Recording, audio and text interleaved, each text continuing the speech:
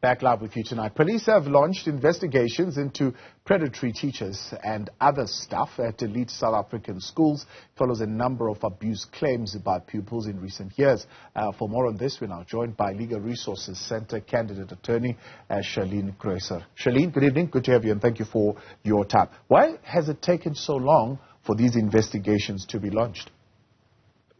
Well, I think the issue with situations like educator sexual misconduct is that investigations can only be launched when these stories come forward, so when learners feel safe enough to come forward, but also then when, firstly, schools take the allegations seriously and deal with it not only internally, but also refer it out to the South African Police Service, and then also get the Department of Basic Education involved, the different provincial education departments and the South African Council of Educators. And what we often see in our schools is that schools decide to deal with things internally, which often results to these type of allegations being swept under the rug. And this then, of course, also discourages learners from reporting it because they feel that they won't be listened to. Yeah.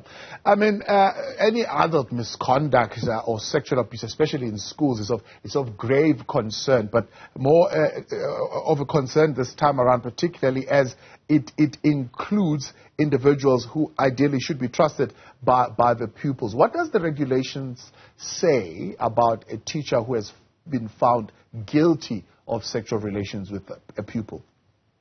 So I think something that we should distinguish here is that you have staff that is employed by the school, so teachers, and they're covered by the Employment of Educators Act.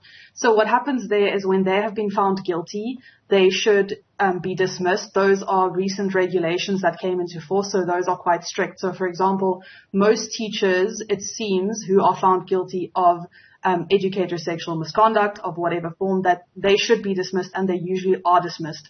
But the issue, what happens, of course, is when the school that's investigating the situation decides that they don't deem it serious enough, because the Act differentiates between misconduct and then also serious misconduct. And for a long time, if you look at the legislation, misconduct can be, a common law crime such as rape.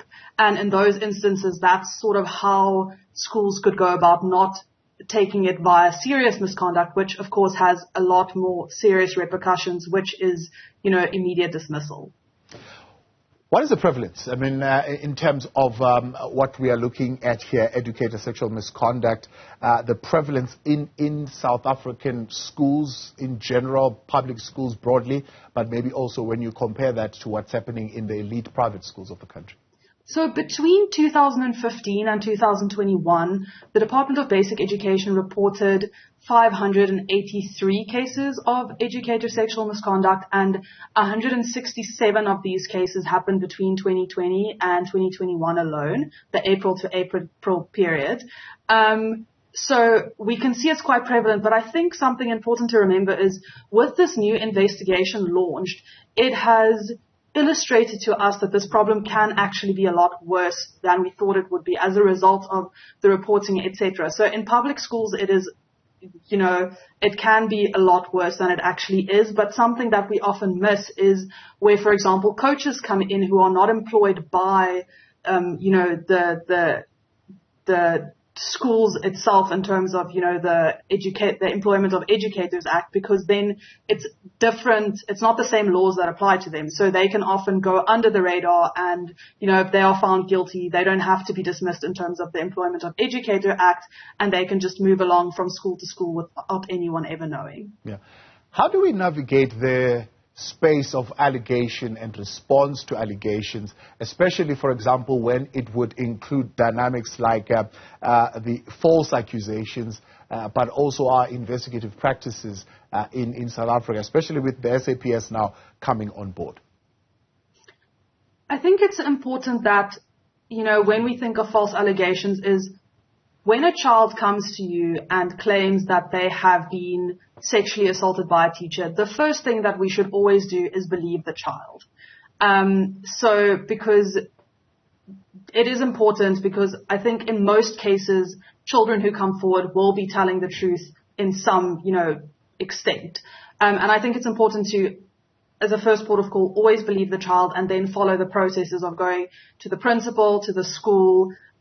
You should always report it to the South African Police Service as well. And then you need to let the investigation run its course. If they have found that there is a false allegation, then they need to deal with it in whatever the processes say they should. But I think the important thing is, as a point of departure, when a kid comes forward and they say that they have been sexually assaulted in any way, the first thing would be to believe the child and see how you can get them the support that they need. Yeah. And as far as the capacity to investigate such within the South African Police Service, one would say, is there such a capacity? Is there special kind of expertise that you would want the police to have, especially when you're dealing with investigations that include minors and children in school? So officers should have a gender-based violence officer. They would have a different title in different offices, but in terms of the capacity of police service, they should have that. Should is, of course, quite different to whether they have that or not. When it comes to minors, there's, of course, a lot more sensitive procedures that should be followed to make sure that the kids are safe. So, for example, when you have reporting happens and you accompany a child to a police station, they have to make sure that the child has to be taken to a separate room that is child-friendly, where they don't have to make any sort of statements in front of a larger police office, where you usually report crimes. They have to be allowed to go to the front immediately, be assisted immediately, no waiting period. And then often a social worker will also have to get involved to provide the emotional support. Yeah.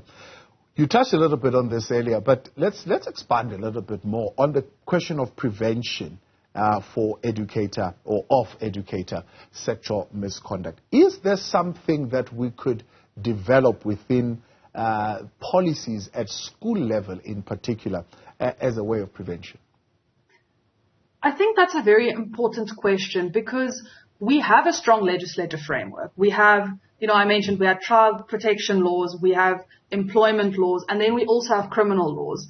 The issue that we see is that the different pieces of legislation don't speak to each other, which also means that educators are often not aware of what is expected of them. If they have a suspicion of that a child may be abused, there's some uncomfortable comment, etc., they don't know necessarily that it is their obligation to report if they have a suspicion that a child is being abused. And the same thing happens at the principal level. Principals, if they have someone that has committed educator sexual misconduct and they are aware of it and they've investigated it, this has to go up to the district office of the Department of Basic Education, and it also has to be reported to the South African Police Service because there is that legislative obligation. All adults, if we have any suspicion that a child is being abused, we do have to report it, whether it turns out to be real or not, because it's all about protecting the child. So in terms of the school environment, I think there should be a stronger focus on ensuring that educators and principals know the procedures to follow, but also perhaps that there should be sanctions imposed where schools decide to sweep these allegations under the rug, because as we've seen from this recent investigation this has severe consequences for the lives of children. It impacts their well-being, and some children have lost their lives to this. Yeah. And as far as, for example, the number of cases that have happened to have gone public in the media and so forth, and that have been investigated and in some instances found to have been true, and individuals involved have been fired from those schools. But have the schools themselves changed their hiring practices, do you find? I mean, that I'm not sure of. Schools should, when they hire teachers, they should ensure that teachers are not on any form of, child protection register. They should check up to determine whether the person isn't being investigated for sexual assault. They should do the background checks to ensure that they weren't removed from a previous school or they didn't leave a previous school as a result of any sort of allegation of educator sexual misconduct.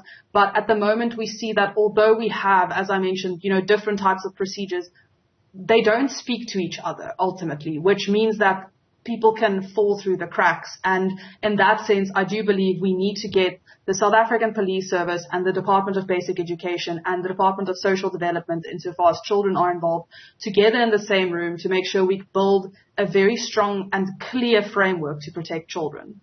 Now, you've already mentioned the departments, you've mentioned other professional organizations, as well as, of course, the police. What role would teacher unions be playing here as organizations?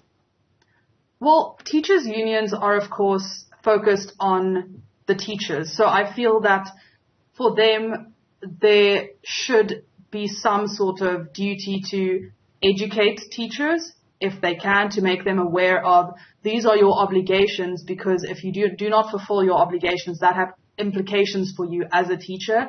But of course, they also have a role potentially to protect teachers, or at least support teachers where these allegations come to the fore.